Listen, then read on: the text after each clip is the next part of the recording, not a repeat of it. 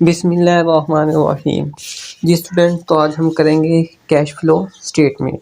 ठीक है, तो कुछ स्टूडेंट्स की डिमांड थी कि सर वीडियो बना दें कैश फ्लो स्टेटमेंट पे। तो आज हम स्टार्ट करते हैं directly format of cash flow statement. तो ये हमारा जो है इनडायरेक्ट मेथड है। तो इसमें हम आते हैं फॉर्मेट की तरफ। तो फॉर्मेट में है हमारे पास फर्स्ट आ गया है हमारे पास form of cash flow statement. Next concession का नेम आ जाएगा या कंपनी का नेम आ जाएगा।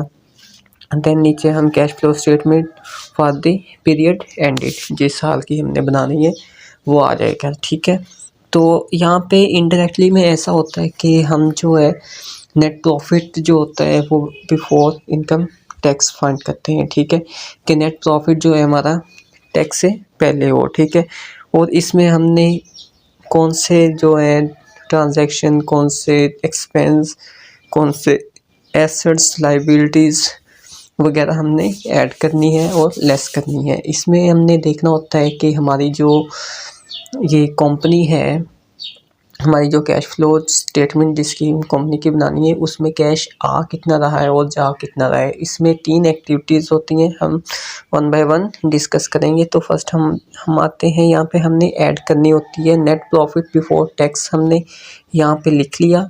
नेक्स्ट हमने ऐड करनी होती है adjustment for non cash items, मतलब कि जो जिनका लिंक कैश के साथ नहीं है, मतलब नॉन कैश आइटम्स आ जाएंगी जो कैश नहीं है। तो वो फर्स्ट हमारे पास आ जाएगी डेप्रिसिएशन ऑफ द ईयर, मतलब डेप्रिसिएशन हमारी मतलब कमी होती है लेकिन उसका कैश से साथ कोई लिंक नहीं होता, तो वो हम ऐड कर लेंगे। देन हमारे पास आ जाएगा प्रोविजन फॉर डाउटफुल डेट्स आ जाएंगे। नेक्स्ट हमारे पास एक्सचेंज गेन और लॉस आ जाएगा। देन हमारे पास gain loss on disposal of assets आ जाएंगे। नेक्स्ट हमारे पास आ जाएगा रिटर्न ऑन इन्वेस्टमेंट और मार्कअप ऑन लोन। ये चीज़ें हमने ऐड कर लेनी है यहाँ पे और इनका टोटल आ जाएगा यहाँ पे। तो ये जो होगा हमारा, ये होगा operating profit before working capital changes. ठीक है, operating profit before working capital changes आ जाएगा यहाँ पे। ठीक है, नेक्स्ट हमने करना है वर्किंग कैपिटल चेंजेस, मतलब वर्किंग कैपिटल में क्या क्या चेंजिंग आई हैं, क्या इंक्रीज़ हुआ है, क्या डिक्रीज़ हुआ है, कितना कैश आया है, कितना कैश गया है, तो वो हम यहाँ पे डिस्कस करेंगे। तो फर्स्ट हमारे पास आ जाता है ऐड। हमने इसमें ऐड क्या करना होता है, ऐड करना होता है करंट एसेट्स। ठीक है, करंट एसेट्स कौन से ऐड करने होते हैं, मतलब जिसमें कमी आई है, हमने जो एसेट्स सेल कर दिया। ठीक है, हमारी ऑर्गेनाइजेशन में एसेट था, फॉर एग्जांपल एक मशीनरी थी, वो हमने सेल कर दी, हमसे चली गई, तो यहाँ पे डिक्रीज़ का आ गया। ठीक है, मतलब ये मशीनरी चली गई लेकिन उसके बदले में हमारे पास क्या आया है, कैश आया है। तो कैश को हमने यहाँ पे ऐड कर लिया है। ठीक है, तो यहाँ पे ऐड हो जाएगा। इसके 2 फैक्ट हैं, एसेट्स हमसे गया, एसेट डिक्रीज़ हो गया लेकिन उसके बदले में क्या आया, कैश। तो हमने यहाँ पे कैश फ्लो स्टेटमेंट में कैश को देखना है कि कैश आ रहा है या कैश जा रहा है। तो कैश का लिंक होगा हमारा ऐड और लेस के साथ। ठीक है, तो नेक्स्ट है हमारे पास इंक्रीज़ इन करंट एसेट, मतलब हमारे एसेट जो हैं वो इंक्रीज़ हुए हैं, मतलब हमने परचेज़ की है कोई मशीन, एसेट्स इंक्रीज़ हो गए हैं तो हमसे कैश चला गया है ना, क्योंकि एसेट तो हमारे पास आए हैं और हमसे गया क्या है, कैश। तो हमने इसको यहाँ से लेस कर देना है, यहाँ पे लेस कर देना है।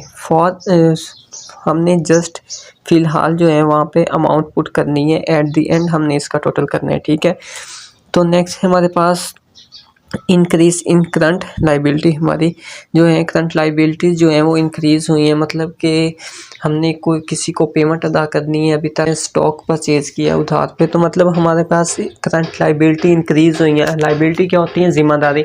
बिज़नेस ने, जो बिज़नेस का ओनर होता है या बिज़नेस होता है, उसने जो पेमेंट अदायगियाँ करनी होती हैं, तो अदायगियाँ तब भी करेंगे जब हमने उधार लिया होगा। तो यहाँ पे करंट लाइबिलिटी इंक्रीज़ हुई है तो हमने इसको ऐड कर लेना है। ठीक है, नेक्स्ट डिक्रीज़ इन करंट लाइबिलिटी, मतलब अब हमारी लाइबिलिटी कम हो गई है, मतलब जो पैसे हमने देने थे वो हमने दे दिए, तो यहाँ से हमारे पास कैश चला गया है, तो यहाँ पे हमने इसे लेस कर देना है। अब हमने इनका टोटल कर लेना है, इसको भी ऐड कर लेना है, इसको भी ऐड कर लेना है और इनको भी ऐड कर लेना है, ठीक है। जो प्लस वाली अमाउंट्स होंगी उसमें से हमने माइनस वाली या जो हमसे चली गई हैं उनको माइनस करके यहाँ पे उनका टोटल लिख देना है। जो यहाँ पे हमारे पास टोटल आएगा वो हमारे पास क्या आएगा, कैश जनरेटेड फ्रॉम ऑपरेशंस, ठीक है। तो नेक्स्ट हमारे पास आ जाएगा मार्कअप पेड लोन, मतलब जो हमने लोन पे जो हमने मार्कअप जो इंटरेस्ट हमने दिया है वो यहाँ पे हमारे पास उस अमाउंट में से माइनस हो जाएगा, ठीक है। और टैक्स जो पेड किए हमने वो भी इसमें से माइनस हो जाएंगे और यहाँ पे जो टोटल आएगा वो हमारा होगा net cash flow from operating activities. अब आपको ये पता होना चाहिए कि ऑपरेटिंग एक्टिविटीज़ में कौन कौन सी ट्रांजैक्शन, कौन सी एक्सपेंस, एसेट्स, लायबिलिटी एक्स्ट्रा आएंगी और आपको पता होना चाहिए कि इन्वेस्टिंग एक्टिविटीज़ में क्या क्या आएगा और फाइनेंसिंग एक्टिविटीज़ में, ठीक है। तो ये हम नेक्स्ट वीडियो में डिस्कस कर लेंगे कि इनमें क्या क्या आएगा, ठीक है। तो चलते हैं हम net cash flow from operating activity. Operating activity ऐसी होती है मतलब जो ऑपरेट करते वक्त हमारे जो daily day by day expense होते हैं वो हमारे एक्सपेंस आ जाएंगे। तो उसमें जो है हमारे पास क्या चीज़ आ जाती है, cash flow from investing activities, ठीक है। ये तो हमारे पास आ गया, ठीक है। नेक्स्ट है हमारे पास cash flow from investing activities. Investing activities से क्या होगा, इन्वेस्टिंग वो जिसमें हमने इन्वेस्ट की हो या हमने इन्वेस्ट अपनी सेल की हो। इन्वेस्ट कौन सी हो सकती हैं, हमने स्टॉक परचेज़ किए हैं या कोई बिल्डिंग परचेज़ कर ली है, तो ये चीज़ें जो है हमारे इन्वेस्टिंग में आ जाएंगी। तो जो चीज़ हम सेल कर रहे हैं तो उसको हम ऐड कर लेंगे, क्योंकि हमने बिल्डिंग या स्टॉक कह लें या मशीनरी कह लें वो हमने सेल की है। Disposal of fund assets and long term investment, ठीक है। हमने उनको सेल आउट कर दिया है, उससे हमें पैसे आए हैं तो हम उसको ऐड कर लेंगे, ठीक है। और acquisition of fix asset and long term investment, मतलब हमने किसी लॉन्ग टर्म इन्वेस्टमेंट में इन्वेस्ट की है या कोई एसेट जो है, फिक्स एसेट जो है वो हमने एक्वायर कर लिया है, बाय कर लिया है, तो वो माइनस हो जाएगा। क्यों? क्योंकि हमने कैश दे के उसको परचेज़ किया है, बाय किया है, तो कैश हमसे चला गया है तो हम उसको माइनस कर देंगे। और यहाँ पे हम लिखेंगे, ऐड करेंगे डिविडेंड रिसीव। इन्वेस्टमेंट जब हम करते हैं उस पे हमें डिविडेंड मिलता है, इंटरेस्ट मिलता है, मार्कअप मिलता है, तो वो यहाँ पे हम उसको ऐड कर लेंगे। रिटर्न ऑन इन्वेस्टमेंट रिसीव, जो हमने इन्वेस्ट की थी उस पे हमें जो रिटर्न मिला है वो हमने यहाँ पे ऐड कर लेना है और एट दी एंड हमने उसको टोटल कर लेना है। जो प्लस वाली होंगी उनको सेपरेट ऐड कर लेना है, जो माइनस वाली होंगी उनको सेपरेट, उनका रीजन करके जो अमाउंट आएगी वो हमने यहाँ पे लिख देनी है। तो नेक्स्ट हमारे पास जो बैलेंस आ जाएगा वो आ जाएगा net cash flow from investing activity, ये वाला टोटल। तो नेक्स्ट है हमारे पास cash flow from financing activity. Financing activities कौन सी होंगी, मतलब हमारा कैपिटल हो गया, ड्राइंग हो गया या लोन वगैरह हो गया एक्स्ट्रा।